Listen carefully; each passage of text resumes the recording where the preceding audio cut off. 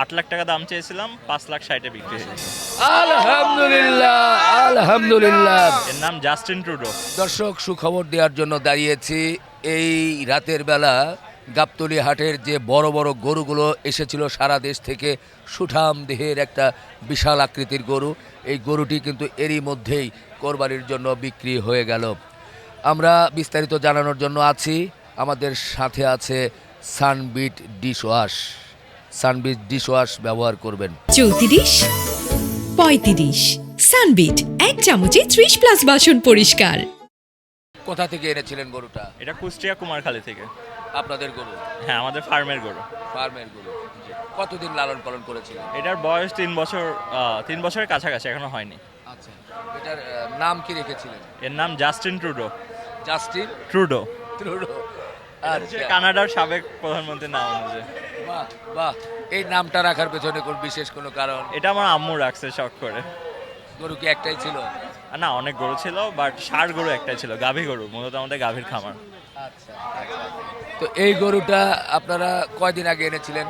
এটা আজকে একটু আগে, মনে করেন 5-6 ঘন্টা আগে আনছিলাম, একটু পরে সেল হয়ে গেছে। আচ্ছা, সেল হয়েছে? জি জি।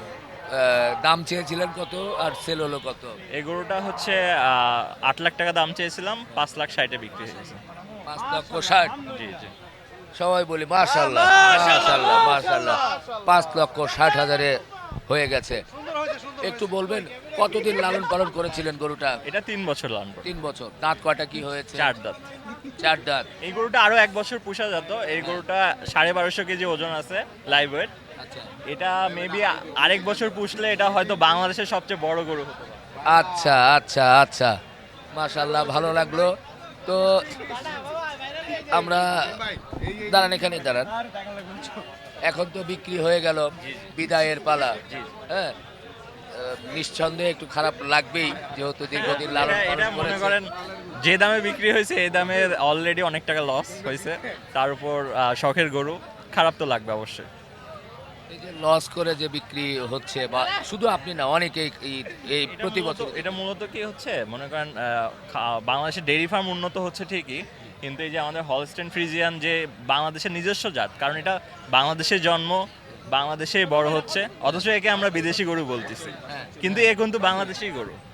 বাট এই গরুরই মূল্য পাচ্ছে না খামারিরা। বাট অথচ ইন্ডিয়া থেকে বর্ডার পার হওয়া গরু আসতেছে, যে গরুগুলা অনেক দামে বিক্রি হচ্ছে, যেটা উচিত না, বাস্তবতা এটাই। আপনার বিশেষ কোনো পরামর্শ? পরামর্শ হচ্ছে এই গরুগুলা এত বড় না করা উচিত, কারণ আমাদের দেশে বড় গরুর ক্রেতা খুবই কম।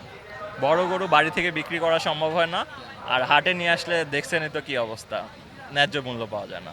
সো আমার পরামর্শ থাকবে, যেগুলো ছোট অবস্থায় হয় কসাইয়ের কাছে স্লটার করে ফেলতে হবে, বা এগুলো এত বড় করা যাবে না। বাহ বাহ, খুব সুন্দর কথা বলেছেন।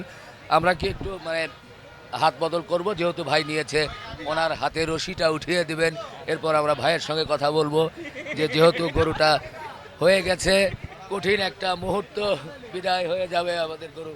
হ্যাঁ, হাত ধরেন ভাই। জি, আলহামদুলিল্লাহ আলহামদুলিল্লাহ আলহামদুলিল্লাহ। একটু হাত মিলাই ভাই। হ্যাঁ, জি জি জি, ঠিক আছে, ভালো থাকবেন ভাইয়া। এবার যিনি গরুটা নিয়েছেন, আমরা তার সঙ্গে কথা বলতে চাই। ভাই, আমি তো দেখছিলাম ঘুরছিলেন কয়েকটা গরু নেওয়ার জন্য। জি ভাই, তো তো দেখছেন আমার কয়েকটা গরু নেওয়ার জন্য আমি ওই জায়গায় 3টা নিছি, এই জায়গায় একটা।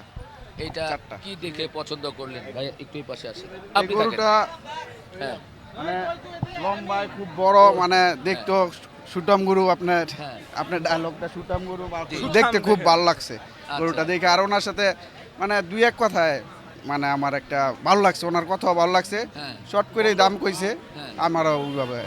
এই গরুটা নিয়ে মজার বিষয় হচ্ছে, আপনার সঙ্গে যখন দেখা হলো আমার, জি। ওখানে উনি গিয়েছে, আমাকে বললো ভাই গরু একটা এনেছি, এটা নিয়ে ভালো দামে বিক্রি করবো, একটু প্রতিবেদন করেন। ও। তখন ওই যে কোটি টাকার গরুটা নিয়ে কথা চলছে, সেখানে একটা দরদাম চলছে।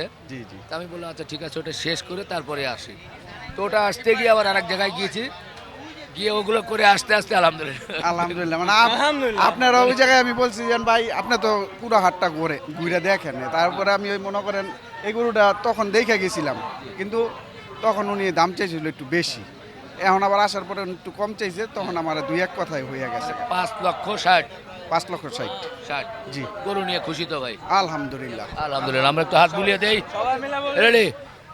আলহামদুলিল্লাহ, আলহামদুলিল্লাহ। সত্যি গাবতলী হাটের সেই বিশাল সাইজের গরুটি কিন্তু হয়ে গেল 5,60,000-এ। তো বন্ধুরা, ভালো লাগছে এ ধরনের বড় গরুগুলো যখন বিক্রি হয় এই গাবতলী হাটে, তখন কিন্তু খুব ভালো লাগে। আমরাও ঘুরে ঘুরে দেখি, সাধারণ মানুষ কিন্তু জানতে পারে, বিশেষ করে খামারিরা যারা এ ধরনের গরুগুলো লালন পালন করে থাকে, প্রান্তিক খামারিরা, তারা কিন্তু এই বিষয়গুলো জানে যে কত দামে বিক্রি হচ্ছে। প্রথম দিকে কেউ 15 লাখ, 20 লাখ, 25 লাখ, 30 লাখ টাকা দাম বলে থাকে, কিন্তু শেষ সময়ে এসে কিন্তু কম দামে হয়। তবে উনি কিন্তু ব্যতিক্রম, উনি খুব বেশি দাম চান নাই। না, ভাই, উনি- উনি- উনি দাম চেয়েছিল কত?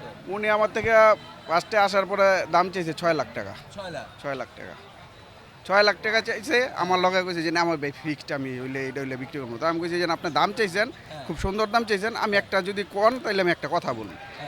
পরে উনি কয় না ভাই, কথা কর আমি কোনো কিছু রাই না। আমি কইছি 5 ভেঙে দাম বলেন, তাইলে আমি একটা যদি কথা বলি। মনে করেন না ভাই, আমি এটা আমি কই, আচ্ছা 5 ভেঙে না সমানই বলেন, 5। পরে বলতেছে যে না ভাই, আমি ওই একবারই বলে দিছি। পরে আমার বড় ভাই ছিল, বড় ভাইরে ডাক দিলাম, যেন ভাইয়ের কথা ভালো লাগছে, আপনি গরুটা দেখেন, দেখলে যদি কি করেন। পরে কইতেছে যেন হ্যাঁ, ওনার কথা ভালো লাগছে, যান 5.5 বলে দিছে। পরে কইতে দেবেন ভাই, আমার একটা কথা রাখেন, আর 10,000 টাকা দিবে। 20,000 টাকা চাইছে। পরে আমি কইছি যে না, 10,000 টাকা হয়ে গেছে। এক বাক্য হয়ে গেছে। আলহামদুলিল্লাহ। ওনার সাথে আমার অন্য সব গরু আরো কিনছি, কিন্তু এইটা আমার একটা খুব সুন্দরভাবে ওনার সাথে কথা মিলে গেছে, খুব ভালো লাগছে। এটা আপনার তকদির, এটা আপনার তকদিরে ছিল। আপনারা গান, আমি গাই, আমার কণ্ঠ তো ভালো না ভাই, খুব গরমের মধ্যে বসে গেছে, আপনার গলা বসে গেছে। গলা বসে গেছে। তারপরে বলছে এক লাইন শুনিয়ে দিই, ও একটা পান বানা আমার জন্য, চুন দিও, সুপারি দিও, জর্দা দিও থামান্ন, ও একটা পান বানা আমার জন্য। শেষ করি।